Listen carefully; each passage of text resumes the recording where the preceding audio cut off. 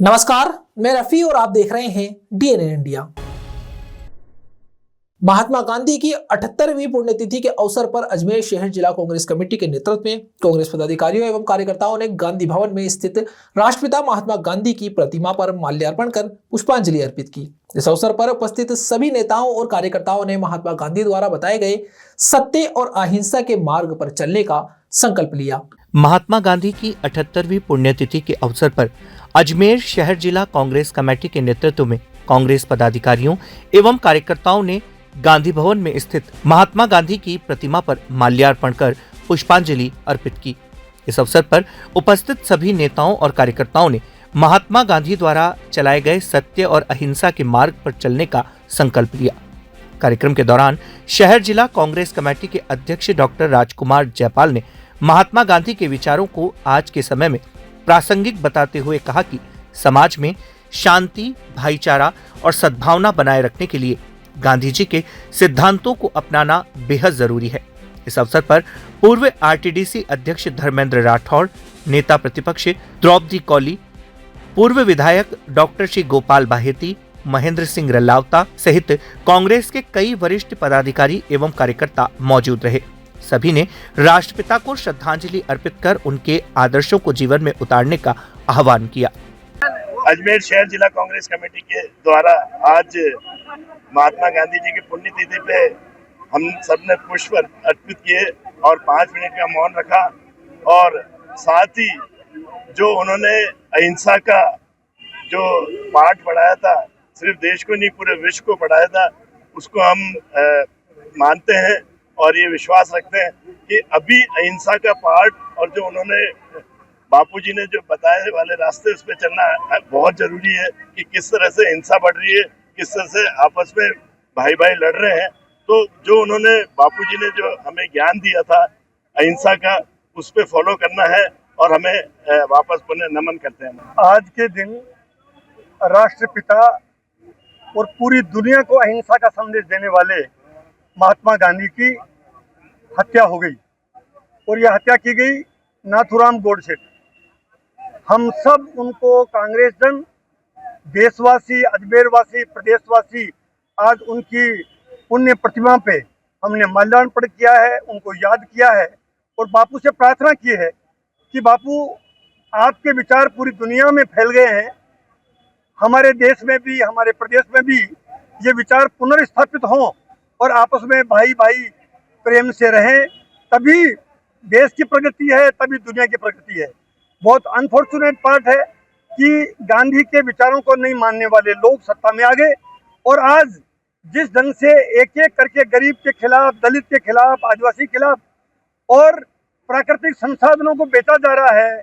आज मनरेगा जैसी महत्वपूर्ण योजना जो हमारी सरकार थी, मनमोहन सिंह जी के टाइम, सोनिया गांधी जी के टाइम, जो काम का हक दिया गरीबों को, उस योजना को बंद कर दिया गया।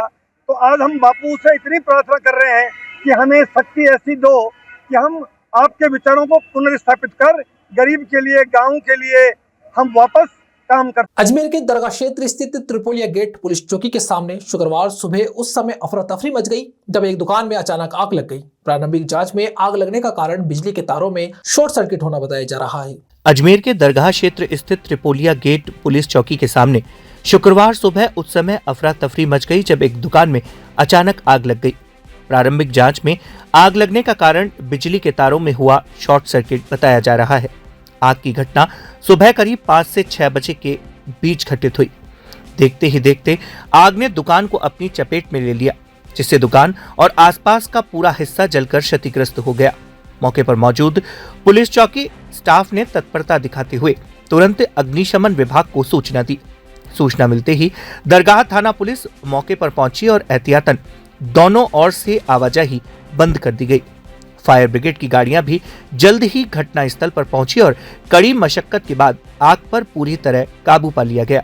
इस हादसे में किसी के हताहत होने की सूचना नहीं है, जो राहत की बात है। हालांकि आग से दुकान मालिक को भारी आर्थिक नुकसान उठाना पड़ा। गनीमत यह रही कि दुकान के पीछे स्थित गेस्ट हाउस तक आग नहीं पहुंची, अन्यथा बड़ा हादसा हो सकता था। फिलहाल स्थिति पूरी तरह नियंत्रण में है और पुलिस व प्रशासन मामले की जांच में जुटा है। 6:30-7 बजे तकरीबन यहाँ सुबह शोर शर्किट की वजह से और TPDL की लापरवाही की वजह से अंजुमन चिश्तिया शेखजादन के डिस्पेंसरी जो त्रिपुर चौकी सामने उसे भीषण आग लग गई, रात दुकान उस पर आग लग गई, बहुत माल का नुकसान हुआ, मगर अल्लाह का शुक्र ये रहा कि कोई जनहानि नहीं हुई। इसकी पूरी जिम्मेदारी जो है TPDL की है। कई बार जो है उनको शिकायत दे चुकी है कि पोल पे जो तार बिखरे हुए हैं इनको आप सही करिए, मगर हमारी किसी भी शिकायत पे कोई कार्रवाई नहीं की आज तक। आज जो है ये एक बहुत बड़ा हादसा हुआ जिसमें अल्लाह का शुक्र एहसान लाख कि कोई जनहानि नहीं हुई, मगर इसकी समझ जिम्मेदारी जो हर्जाना है इसकी समझ जिम्मेदारी जो पूरी TPDL की है। हमारी जो डिस्पेंसरी है संस्था की डिस्पेंसरी है, जिसमें जो है ज़ायरीनों को यहाँ पे जो आते हैं मेहमान और यहाँ के जो बाशिंदे हैं उनको फ्री में जो है सेवाएँ दी जाती हैं, दवाएँ दी जाती हैं।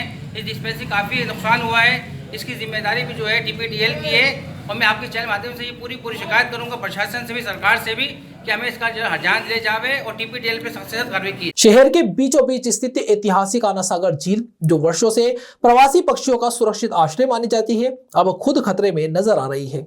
झील में खुलेआम प्रवासी पक्षियों के शिकार का मामला सामने आया, जिसका वीडियो सोशल मीडिया पर वायरल हो रहा है। शहर के बीचों बीच स्थित ऐतिहासिक आना सागर झील, जो वर्षों से प्रवासी पक्षियों का सुरक्षित आश्रय मानी जाती रही है, अब खुद खतरे में नजर आ रही है। झील में खुलेआम प्रवासी पक्षियों के शिकार का मामला सामने आया है, जिसका वीडियो सोशल मीडिया पर वायरल हो रहा है। वायरल वीडियो में एक शिकारी जाल में फंसे प्रवासी पक्षी ग्रेट कॉर्मोरेट को पकड़कर बोरे में डालते हुए साफ दिखाई दे रहा है। इस घटना ने वन्यजीव प्रेमियों और नागरिकों में गहरी चिंता पैदा कर दी है। पक्षी विशेषज्ञ डॉक्टर आबिद अली खान ने बताया कि ग्रेट कॉर्मोरेट उत्तरी गोलार्ध से सर्दियों के मौसम में भारत आता है और आना सागर, सांबर सहित आसपास की झीलों में बड़ी संख्या में देखा जाता है। उन्होंने स्पष्ट किया कि बिना किसी रेस्क्यू सूचना या अनुमति के पक्षी को पकड़कर ले जाना शिकार की श्रेणी में आता है, जो पूरी तरह गैर कानूनी है। मामले की जानकारी मिलते ही जिला वन अधिकारी P मुरुगन ने संबंधित रेंजर को तत्काल कार्रवाई के निर्देश दिए।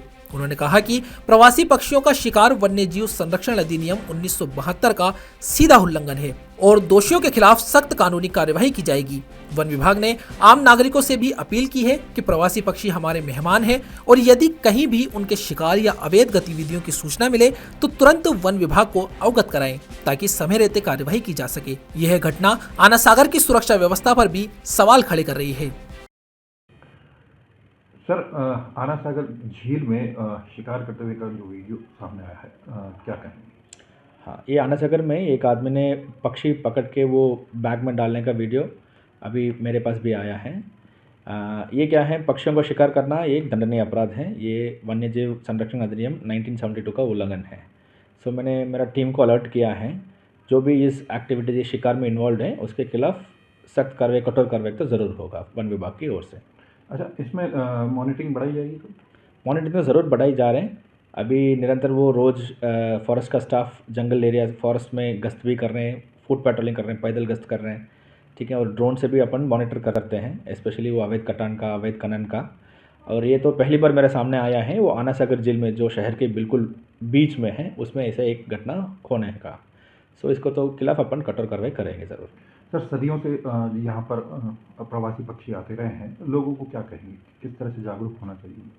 प्रवासी पक्षियाँ अपना घर पे आ रहे हैं, अजमेर अपना घर है और वो अपना अतिथि की तरह हैं।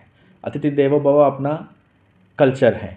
सो सभी को मेरा रिक्वेस्ट है, जो प्रवासी पक्षी आ रहे हैं उसका ज़रूर आप परेशान मत ना करें, ठीक है। और जो भी घटनाएं आपके सामने आ रहे हैं आप तुरंत वन विभाग को सूचना दे दीजिए, ताकि टाइम पर कार्रवाई की जा सकते हैं। सर, ऐसे शिकारियों के लिए क्या कुछ कार्रवाई करेंगे? शिकारियों का एक ही मैं मैसेज देना चाह रहा हूँ, जो भी हैं, कहीं भी हैं, कानून का हाथों बहुत लंबा है, ज़रूर आपके ऊपर तो एक दिन आएगा और कार्रवाई तो कठोर रूप से होगा। हाँ, ये वीडियो जो है वो थोड़ा सा डिस्टर्बिंग है हमारे लिए, क्योंकि इसमें जो प्रवासी पक्षी बताया गया है वो लार्ज कॉर्मोरेंट है। कॉर्मोरेंट जिसको अपन हिंदी में पनकौवा भी कहते हैं, ये पानी में डुबकी लगा करके शिकार करते हैं, मछलियाँ ही खाते हैं, तो उसी के लिए ये प्रसिद्ध हैं।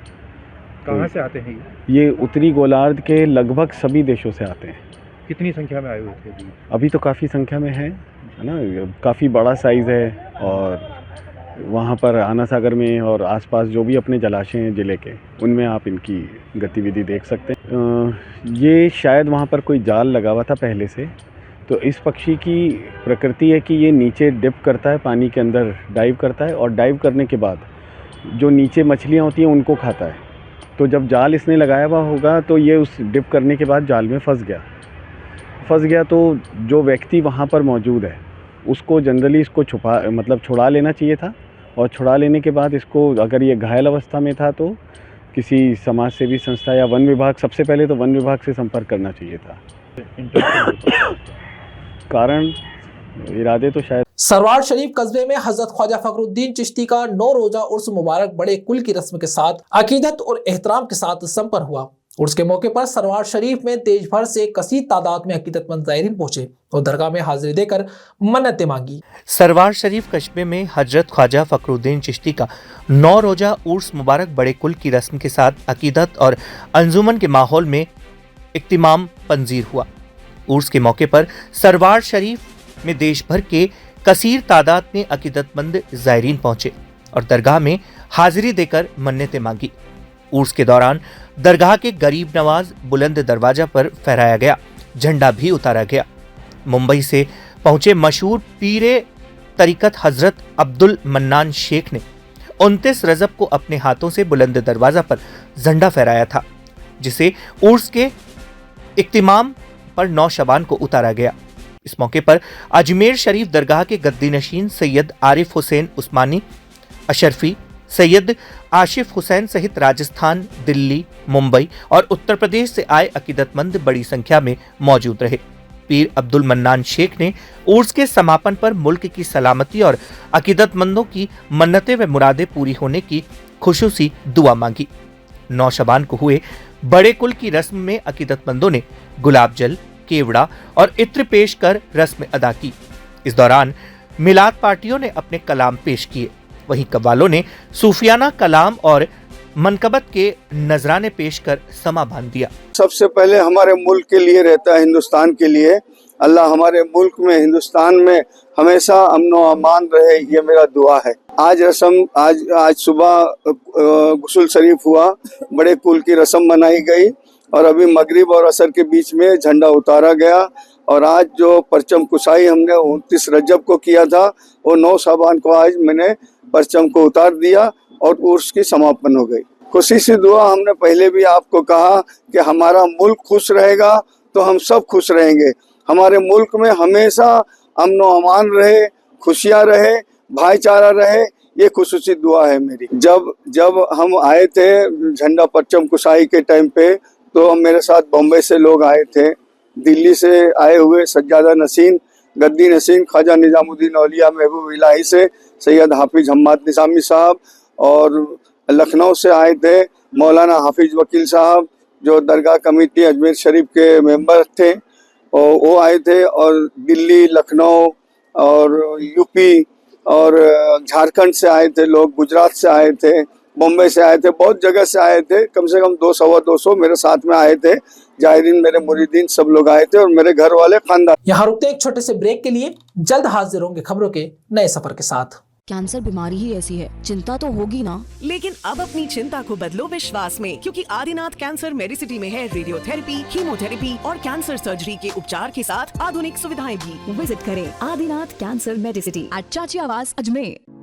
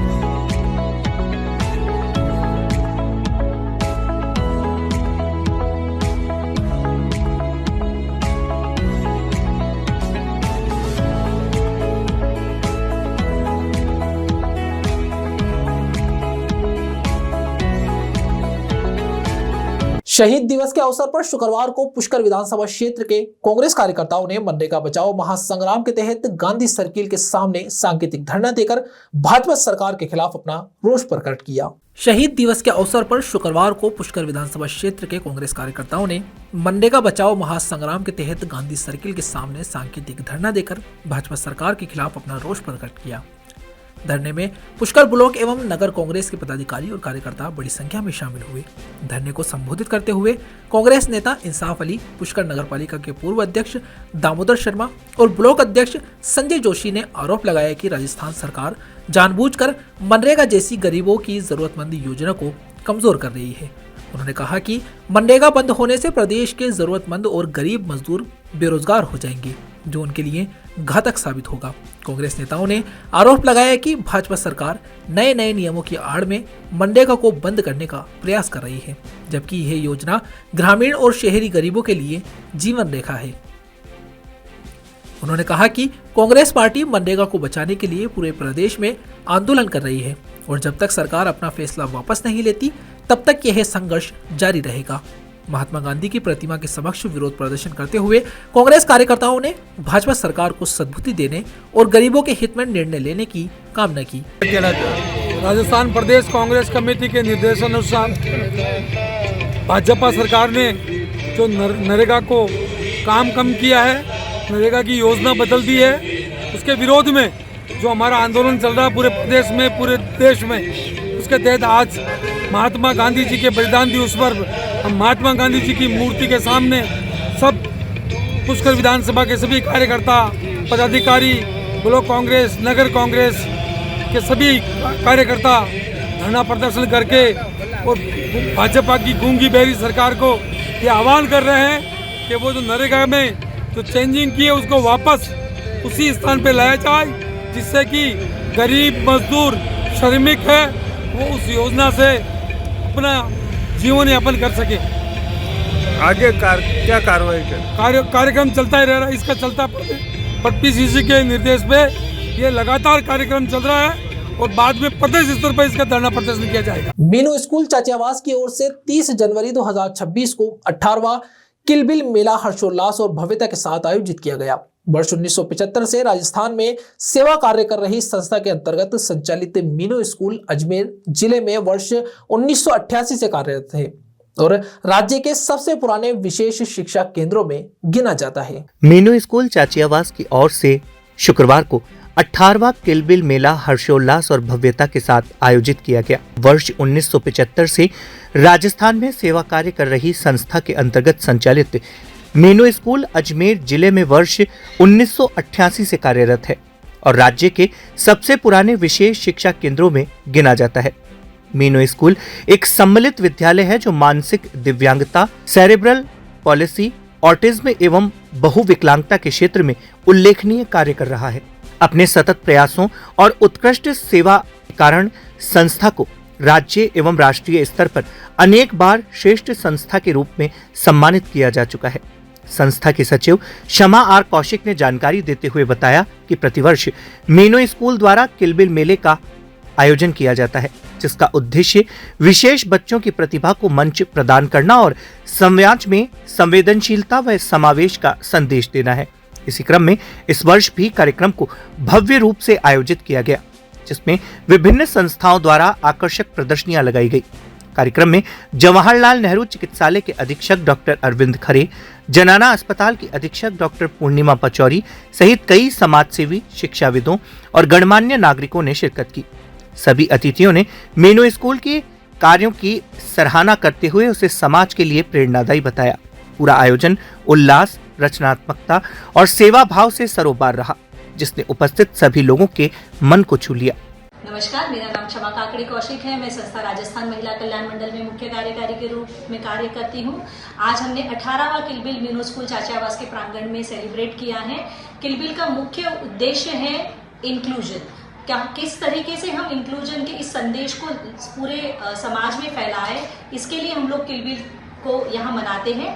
किलबिल में मुख्य आकर्षण जो होता है वो चैलेंजेस एक्टिविटीज़ होती हैं, जहां 1 मिनट में आपको ऐसी एक्टिविटी परफॉर्म करनी होती है जैसे आंख बंद करके आपको अल्फ़ाबेट्स के बोर्ड को जमाना है। पर जब आप 1 मिनट में वो गतिविधि करते हैं तो आपको बहुत लगता है कि हम लोग बहुत ईजिली कर पाएंगे। पर अगर किसी व्यक्ति को पूरा समय इसी तरीके से रहना पड़ेगा कि भाई मुझे आंखें बंद कर ही रहना है, तब उस चैलेंज को बच्चे महसूस करते हैं। आज विभिन्न स्कूलों के बच्चों ने, शिक्षकों ने यहाँ पार्टिसिपेट किया और ये सभी किलबिल की गतिविधियों का बहुत आनंद उठाया और जो समावेशन का जो हम एक लोगों के प्रति एक जो उनकी इच्छा है, लोगों की इच्छा जागरूक करना चाहते हैं, लोगों में वो भाव निर्माण करना चाहते हैं, उसके प्रति हमने बच्चों को जागरूक किया।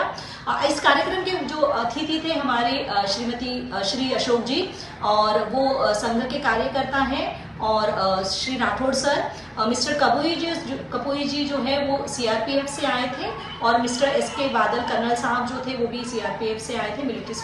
इस किलबिल में विभिन्न संस्थाओं के प्रतिनिधियों ने भाग लिया, स्कूल के शिक्षकों ने भाग लिया, और इन्होंने इस किलबिल को समझने की कोशिश करी। किलबिल का मतलब होता है कि चहचहाट। आज अगर आप इस पूरे ग्राउंड को देखते हैं तो बहुत सारे बच्चों से ये ग्राउंड भरा है। आज वो चैलेंजेस है, वो क्या चैलेंज महसूस कर रहे हैं, उन विभिन्न गतिविधियों के माध्यम से वो सीख रहे हैं। साथ ही साथ जो चाइल्ड राइट्स और चाइल्ड प्रोटेक्शन के बारे में जो संस्था कार्य कर रही है उसके लिए बहुत ही सुंदर प्रदर्शनी हमने लगाई है, जो 6 जिलों में संस्था का कार्य हो रहा है, किस तरीके से चाइल्ड मैरिजेस को रोके, क्योंकि चाइल्ड मैरिजेस रोकना एक और बहुत महत्वपूर्ण चीज़ है ताकि हम दिव्यांगता को रोक सके। दूसरा, जो पॉक्सो के केसेस आते हैं उनमें किस तरीके से इंटरवेंशन हम कर सकते हैं। बच्चे जो बहुत ही नाजुक होते हैं, उनकी भावनाएं नाजुक होती है, अगर किसी बच्चे के साथ इस तरीके की कोई घटना घटित होती है तो उसे किस तरीके से न्याय दिलाया जाए, इसके बारे में भी हमने बहुत अच्छी प्रदर्शनी यहाँ लगाई है, और सभी ने उस प्रदर्शनी को बहुत ही सराहा है। बहुत सारे डॉक्टर्स, जेएलएन के जो अधीक्षक है खरे सर, मैडम निर्मला जी शेखावत जी, डॉक्टर पूर्णिमा पचौरी जी, और बहुत सारे ऐसे शिक्षाविद भी यहाँ आए हैं, जैसे प्रेसिडेंसी स्कूल है, मेयो कॉलेज है, वहाँ के शिक्षाविद भी यहाँ आए हैं। और ये जो इवेंट है इसका उद्देश्य ही हमारा यही है कि ज़्यादा से ज़्यादा स्टेक होल्डर्स, बच्चे या जो हमारे लोग हैं जो समाज कार्य में विश्वास रखते हैं, वो इस कार्य के साथ जुड़े और इस भावना को लोगों तक पहुंचाएं कि दिव्यांग व्यक्तियों में भी उतनी सशक्तता होती है, वो सभी कार्य कर सकते हैं। ये कार्य वो किस तरीके से कर सकते हैं, वो दक्ष एम्पावर एबिलिटी फाउंडेशन के विभिन्न प्रोडक्ट्स के माध्यम से हमने दिखाया है कि उनमें कितने अच्छे कला हैं, और उस कला को हमें सबको सपोर्ट करना चाहिए, क्योंकि ईश्वर ने हमें एक सशक्त व्यक्ति के रूप में इस जीवन में जन्म दिया है। अगर हमारे पास वो सारी एबिलिटीज़ है तो हमारे पास ये भी एबिलिटीज़ है कि हम और लोगों को भी सहयोग कर सके। तो किलबिल का यही उद्देश्य है कि हम समावेशन को कैसे बढ़ाएं, और जो भी इस कार्यक्रम में आए सभी स्टेक होल्डर्स, बच्चों का, इन सबका तहे दिल से धन्यवाद कि आपने इस किलबिल को बहुत ही अच्छे तरीके से सेलिब्रेट किया और इसको साकार किया। आज जो यहाँ पर एक सबके सफल प्रयास से एक जो किलबिल मेला लगा है, और एक ही अपने आप में जो ईश्वर के दूत के रूप में कार्य कर रहे हैं, जो जिस तरह से जो दिव्यांग हैं और इनको किस तरह से समाज की धुरी पे जोड़ा जाए वो कार्य कर रहे हैं। और इसमें समाज के, मुझे लगता है अजमेर के हर समाज के हर व्यक्ति ने इसमें पार्टिसिपेट कर रहा है। इस मेले में हर तरह के, हर छोर में बच्चों को इसमें एक उत्साह दिख रहा है इसके अंदर से। तो मैं इन सबको बधाई के पात्र हैं, ये जो इसका ये किलबिल मेले का आयोजन करा, और भविष्य में भी अगर जो भी होगा इस आयोजन में हम लोगों का भी। मनरेगा मजदूरों के अधिकार, हित और सम्मान की लड़ाई को मजबूत करने के उद्देश्य से प्रदेश कांग्रेस कमेटी नेतृत्व के निर्देशानुसार अजमेर दक्षिण ब्लॉक ए कांग्रेस कमेटी की ओर से धरना प्रदर्शन का आयोजन किया गया। इस प्रदर्शन में कांग्रेस संगठन की एकजुटता और मजदूरों के प्रति प्रतिबद्धता साफ नजर आई। मनरेगा मजदूरों के अधिकार, हित और सम्मान की लड़ाई को मजबूत करने के उद्देश्य से प्रदेश कांग्रेस के नेतृत्व में अजमेर दक्षिण ब्लॉक ए कांग्रेस कमेटी की ओर से धरना प्रदर्शन का आयोजन किया गया। इस प्रदर्शन में कांग्रेस संगठन की एकजुटता और मजदूरों के प्रति प्रतिबद्धता साफ नजर आई। धरना प्रदर्शन में कांग्रेस के वरिष्ठ पदाधिकारी, संगठन एवं अग्रिम प्रकोष्ठ के पदाधिकारी, मंडल व वार्ड अध्यक्ष, पार्षद, पूर्व पार्षद और बूथ अध्यक्ष सहित बड़ी संख्या में कांग्रेस कार्यकर्ता उपस्थित रहे। सभी ने एक स्वर में मनरेगा मजदूरों के अधिकार की रक्षा और उनकी समस्या के समाधान की मांग उठाई। कार्यक्रम में शहर जिला कांग्रेस कमेटी अध्यक्ष डॉक्टर राजकुमार जयपाल तथा नेता प्रतिपक्ष एवं अजमेर दक्षिण विधानसभा कांग्रेस प्रत्याशी डॉक्टर द्रौपदी कोहली विशेष रूप से मौजूद रहे। वक्ताओं ने कहा कि मनरेगा गरीब और श्रमिक वर्ग के लिए जीवन रेखा है और इसे कमजोर करने का कोई भी प्रयास बर्दाश्त नहीं किया जाएगा। कांग्रेस नेताओं ने आरोप लगाया कि वर्तमान सरकार की नीतियों के चलते मनरेगा मजदूरों को रोजगार, समय पर मजदूरी और सम्मान से वंचित किया जा रहा है। उन्होंने स्पष्ट किया कि कांग्रेस पार्टी मजदूरों के हक की इस लड़ाई को सड़क से सदन तक मजबूती से लड़ती रहेगी। आज पूरे एआईसीसी का प्रोग्राम है, प्रदेश कांग्रेस कमेटी का भी प्रोग्राम है। पूरे हिंदुस्तान में ब्लॉक लेवल पे, मंडल लेवल पे वो कार्यक्रम किया जा रहा है। जो मनरेगा का कार्यक्रम, जो मनरेगा महासंग्राम का कार्यक्रम है, जिसके तहत मनरेगा जिस प्रकार से एक कानून था, मनमोहन सिंह जी ने और सोनिया गांधी जी ने एक कानून पास करके गरीबों को ग्रामीणों में क्षेत्र में काम का जो अधिकार दिया था कि किसी को भी काम की जरूरत हो तो वो काम का अधिकार था कि वो सरकार से काम मांग सकते थे, और अगर सरकार 15 दिन तक उनको काम नहीं देती तो उनको पैसे देने पड़ते थे। तो 15 दिन के अंदर अंदर उनको काम देना पड़ता था। लेकिन इस सरकार ने, बीजेपी सरकार ने इसको बदलकर इसको एक योजना का रूप दे दिया। श्री जी राम जी करके नाम बदला है, और नाम बदलने के साथ साथ काम भी बदल दिया। ये कह रहे हैं कि हम 125 दिन का काम देंगे, लेकिन औसतन अगर हम देखें हिंदुस्तान में जब से मनरेगा का कानून बना है, 50 दिन से ज्यादा काम नहीं ले पाए हैं ग्रामीण लोग, और एक 100 दिन का जो काम था उसके अंतर्गत ही काम दिया जाता था। पहले पूरा पैसा सेंट्रल गवर्नमेंट देती थी, अब इन्होंने उसमें 40-60 का रेशो कर दिया। अब जब स्टेट गवर्नमेंटों के पास पैसा ही नहीं है तो 40% उनके पास पैसा ही नहीं होगा तो काम कैसे देंगे, पहली बात। क्योंकि आज आप देख लीजिए अपने राजस्थान में देख लीजिए, पेंशन का पैसा नहीं आ रहा, किसी का भी पैसा नहीं आ रहा। तो जब वो अपनी योजनाओं का ही पैसा नहीं है तो मनरेगा में कैसे पैसे देंगे। दूसरी बात, पहले ग्रामीणों को काम का अधिकार था, और काम के ग्राम पंचायत में काम की स्वीकृति होती थी, और वो गांव में क्या काम करवाना है और कैसे काम करवाना वो सारी वहीं पर बैठ के स्वीकृत किया जाता था। लेकिन इन्होंने अब उसमें अंदर में ये कर दिया कि सेंट्रल गवर्नमेंट में ही सेंट्रल गवर्नमेंट तय करेगी कि कौन सा काम करना और कौन सा काम नहीं करना। अब ये चाहे तो रेलवे जो लाइन बिछ रही है वो काम करवा ले, रोड बन रहे हैं वो काम करवा ले। तो जनता को इस तरह से गुमराह किया जा रहा है। आज ग्रामीण गांव से पलायन की स्थिति में होंगे, और एक चीज जो इन्होंने सबसे वो की है कि 60 दिन लोगों को काम नहीं मिलेगा। जब फसल का समय होगा तो 60 दिन में काम नहीं मिलेगा। वो क्यों किया है? क्योंकि इनको पता है कि 60 दिन जिनके पास 100 एकड़ की जमीन है उनको नरेगा की वजह से लेबर महंगे दाम में लेबर लेनी पड़ती थी। ये ट्राम्बा स्टेशन, मलूसर रोड ट्राम्बा स्टेशन धरना दिया जा रहा है। ये मनरेगा के लिए धरना दिया जा रहा है। ये केंद्र सरकार की गलत नीतियों का मुंह तोड़ जवाब देने के लिए हम धरना दे रहे हैं। जो उन्होंने केंद्र सरकार ने गलत नीति बनाई उसी के लिए हमने ये धरना दिया है, और मजदूरों के लिए, गरीब तबकों के काम के लिए धरना दे रहे हैं। जो कि ये जो मनरेगा बंद हो जाएगा तो गांवों के लोगों के लिए काम धंधा नहीं मिलेगा, वो शहर में आएंगे, शहर के लोगों पर भी डबल भार पड़ेगा काम का, इसीलिए उनका भी शोषण होगा। शोषण को बचाने के लिए हमने ये मनरेगा का। खबरों के सफर में अभी सिर्फ इतना ही, फिर हाजिर होंगे खबरों के नए सफर के साथ। तब तक के लिए दीजिए इजाजत, नमस्कार।